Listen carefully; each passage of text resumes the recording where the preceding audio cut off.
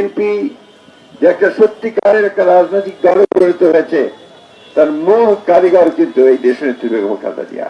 আমাদের জন্য একটা আনন্দের দিন যে এই দিনে সেই নেত্রী জন্ম নিয়েছিলেন, যিনি বাংলাদেশের ভাগ্যের সঙ্গে জড়িয়ে গিয়েছিলেন এবং বাংলাদেশকে বারবার তার নেতৃত্ব সংগ্রামের মধ্য দিয়ে গণতন্ত্রে ফিরিয়ে নিয়ে এসেছেন এবং বাংলাদেশকে সমৃদ্ধ করবার সংগ্রামে অংশগ্রহণ করেছেন, নেতৃত্ব দিয়েছেন।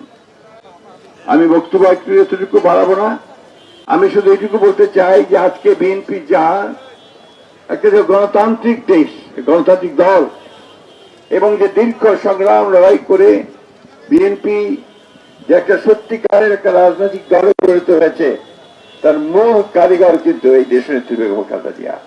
দীর্ঘদিন সংগ্রাম লড়াই, নিজের প্রশ্নে আপোষ না করা, দলকে ধারণ করা এবং নেতা কর্মীদেরকে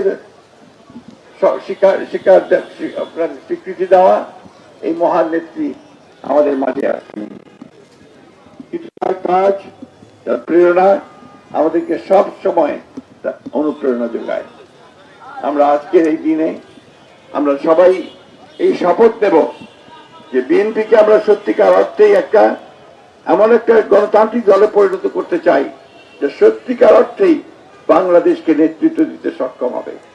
আজকে যখন বিএনপি সরকার গঠন করেছে, প্রতিটি মানুষের আশা এই সরকার দেশের বেগম খালেদা জিয়ার যে নীতি ছিল, তিনি যে ভিশন 2030 দিয়েছিলেন, পরবর্তীকালে তারই দলের যে আপনার কর্মসূচি দিয়েছিল 31 দফার, তাকে বাস্তবায়িত করার জন্য সামনের দিনগুলোতে কাজ করে যাবে, দলকে শক্তিশালী করবে এবং বাংলাদেশের স্বাধীনতার সার্বভৌমত্বকে অক্ষুণ্ণ রাখবে।